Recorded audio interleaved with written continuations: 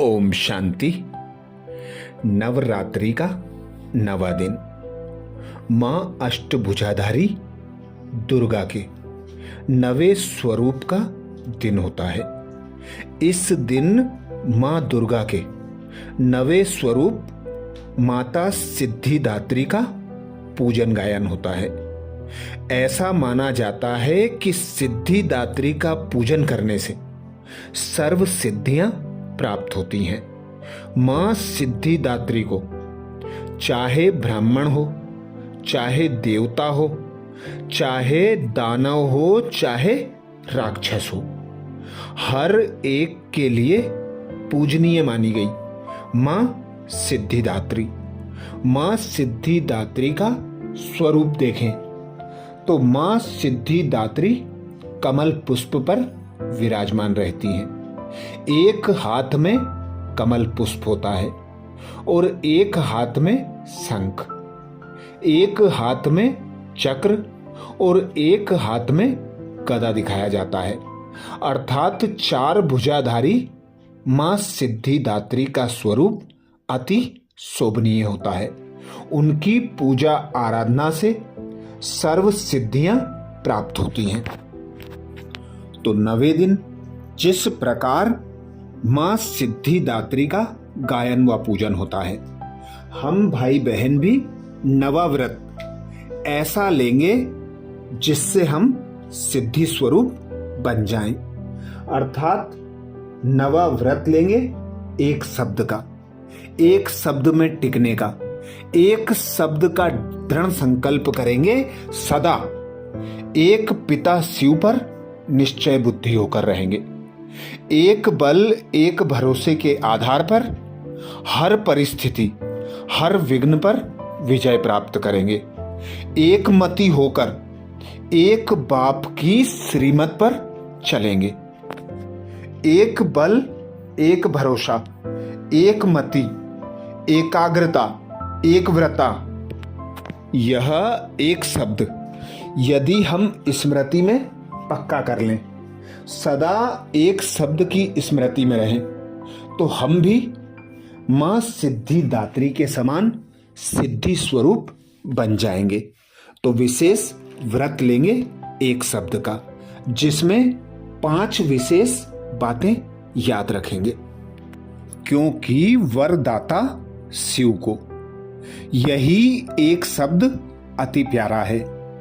एक व्रता, एक बल एक भरोसा, एक मत, एक रस, एकता, एकांत प्रिय, यह एक शब्द यदि हम स्मृति में रखें तो हम सर्व सिद्धियां उस शिव पिता परमात्मा से प्राप्त कर सकते हैं। क्योंकि वर्तमान समय के अनुसार विश्व की आत्माएं, बाबा कहते, आप आत्माओं को रूहानियत का सैंपल देखना चाहती हैं। रूहानियत में रहने का सहज साधन सिर्फ एक शब्द को ही अपने आप में अंडरलाइन कर लो।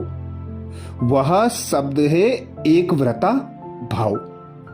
जहां एक है वहां एकाग्रता स्वतः आ जाती है, अचल अडोल स्वतः बन जाते हैं। एक व्रता बनने से एक मत पर चलना सहज हो जाता है। जब है ही एक व्रता तो एक की मत से एक मति सदगति सहज हो जाती है। एक रस स्थिति स्वतः बन जाती है।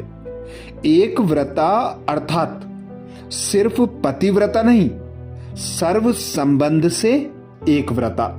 संकल्प में भी स्वप्न में भी दूजा व्रता ना हो। एक व्रता अर्थात सदा वृत्ति में एक ही पिता शिव हो। सदा मेरा तो एक, दूसरा ना कोई, यह व्रत पक्का हो जाए। एक व्रता आत्मा के पास कोई भी बोझ की बातें इकट्ठी नहीं होती जो किसी दूसरे को सुनानी पड़े। वह दिल की बातें एक दिलवाला शिव को ही सुनाकर सदा हल्के रहते हैं। वे साकार रूप में किसी को विशेष साथी नहीं बनाते। साथी है तो सब हैं, कोई विशेष एक नहीं। एक शिव पिता के सिवा दूजा कोई नहीं। इसको कहते हैं एक व्रता।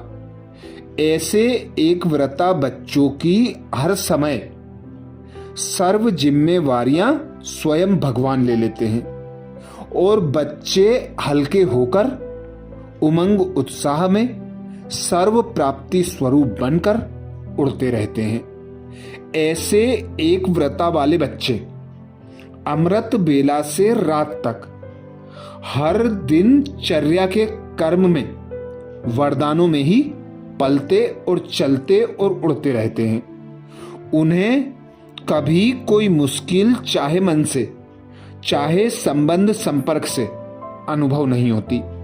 हर संकल्प में, हर सेकेंड, हर कर्म में, हर कदम में वरदाता और वरदान सदा समीप सम्मुख साकार रूप में अनुभव होते हैं। वह ऐसे अनुभव करते जैसे साकार में बात कर रहे हैं। उनको मेहनत अनुभव नहीं होती। ऐसे वरदानियों के आगे हजूर अर्थात स्वयं शिव भी हाजिरा हजूर होकर रहते हैं। जिस प्रकार महाभारत में भी बताया गया कि अर्जुन ने जयद्रथ को मारने का प्रण लिया, पर रात भर अर्जुन निश्चिंत होकर सोता रहा और श्री कृष्ण उसके प्रण को पूरा करने के लिए जागते रहे। तो ऐसे ही स्वयं भगवान अपने एक व्रता बच्चों की हर इच्छा मनोकामना पूर्ण करने के लिए स्वयं चिंतित होता है, न कि बच्चे। ऐसे ही सर्व सिद्धियों की मालिक सिद्धिदात्री माता शिव की अर्धांगिनी मानी जाती है। मां सिद्धिदात्री भक्तों और साधकों में सभी सिद्धियां प्रदान करने में समर्थ हैं।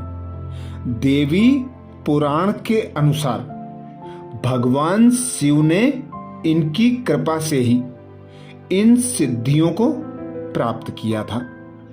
इनकी अनुकंपा से ही भगवान शिव का आधा शरीर देवी का हुआ था। इसी कारण वह लोक में अर्धनागेश्वर नाम से प्रसिद्ध हुए।